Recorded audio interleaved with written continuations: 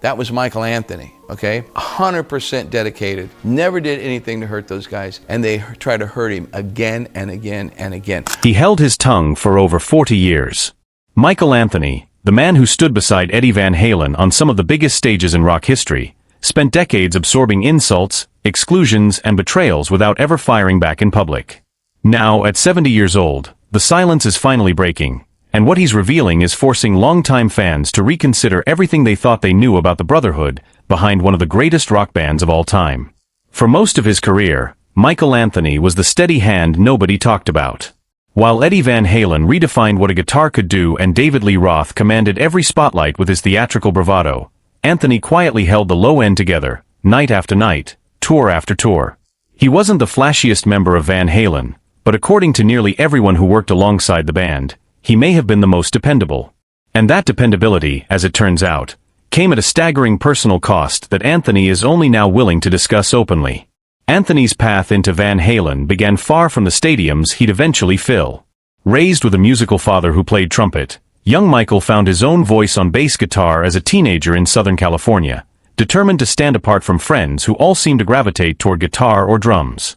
He cut his teeth in local bands, eventually landing in a group called Snake, a scrappy trio playing school dances and small clubs around Pasadena and Arcadia.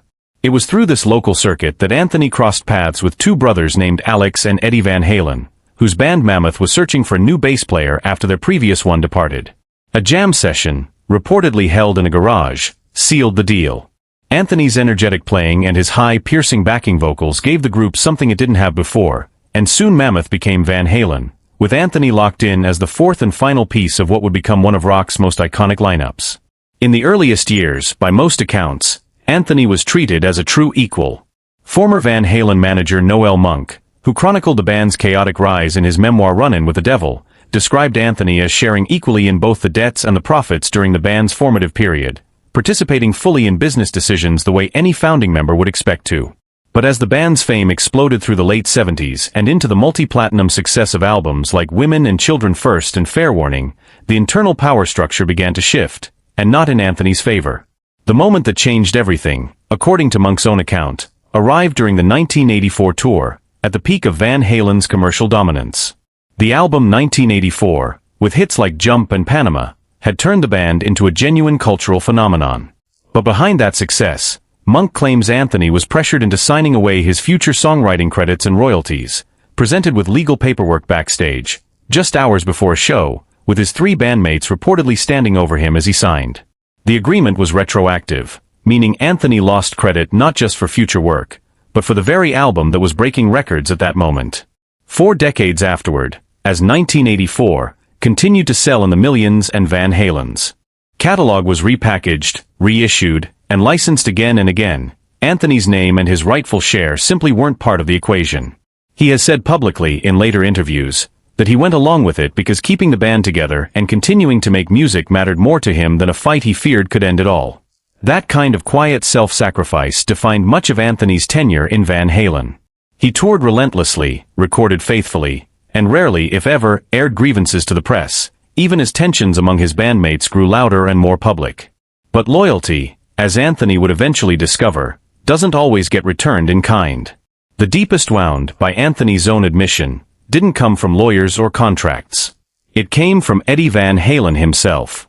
In a 2015 interview with Billboard, Eddie made comments suggesting that Anthony lacked musical initiative, claiming he'd had to show him how to play certain parts.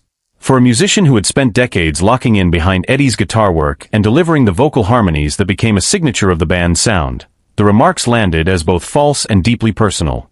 Anthony later pushed back in interviews, insisting he had always learned Van Halen's material independently and that no such teaching sessions ever took place. He pointed out that if anything like that had genuinely happened, it would have been documented somewhere by someone, and no such evidence has ever surfaced. What stung most, Anthony has said, wasn't just the public embarrassment.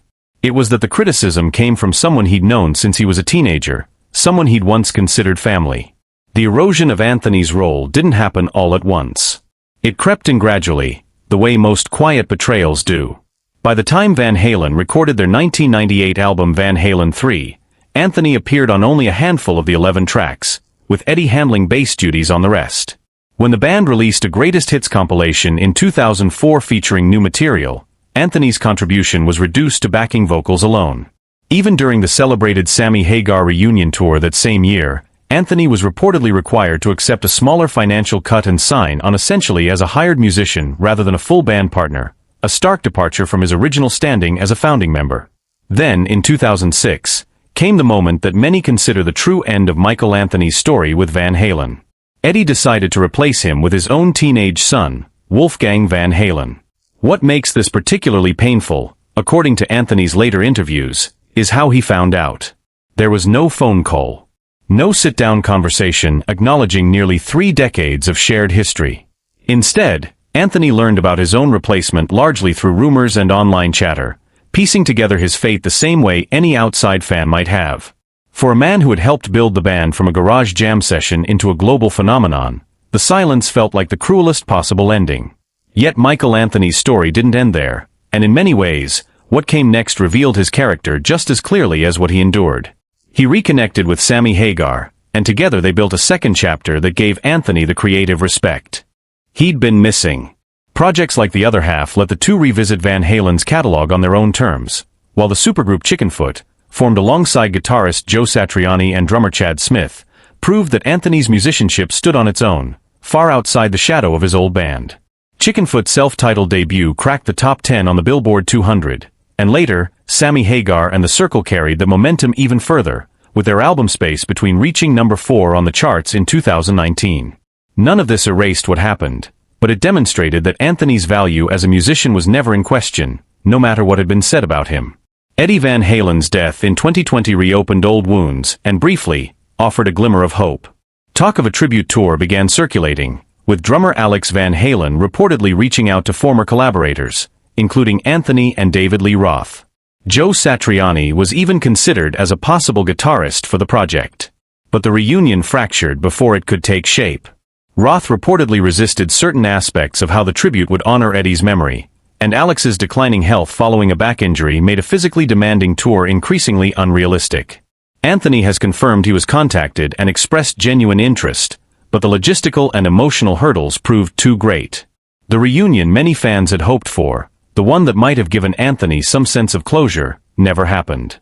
Adding another layer to this ongoing story is Valerie Bertinelli, Eddie's ex-wife and Wolfgang's mother, who has spoken publicly and firmly against the idea of a Van Halen biopic during her lifetime. Her concern centers on protecting Eddie's memory from being reduced to Hollywood dramatization, particularly around his struggles with addiction.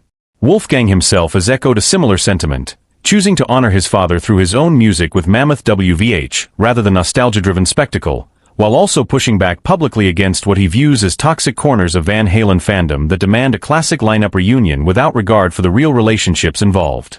What makes Michael Anthony's story resonate so deeply, even now, is not scandal for its own sake. It's the portrait of a man who gave everything to a band that didn't always give the same in return, who chose peace over conflict again and again, and who is only now in his 70s, finding the space to speak plainly about what that cost him. There was never a dramatic falling out captured on camera, no headline-grabbing feud. Just years of quiet sacrifice, followed by an even quieter erasure. And perhaps that's what makes it so haunting. Sometimes the deepest wounds in rock and roll aren't the ones shouted from the stage. They're the ones carried silently for decades, by the person standing just out of the spotlight, still showing up, still playing the notes, still holding the band together long after anyone thought to say thank you.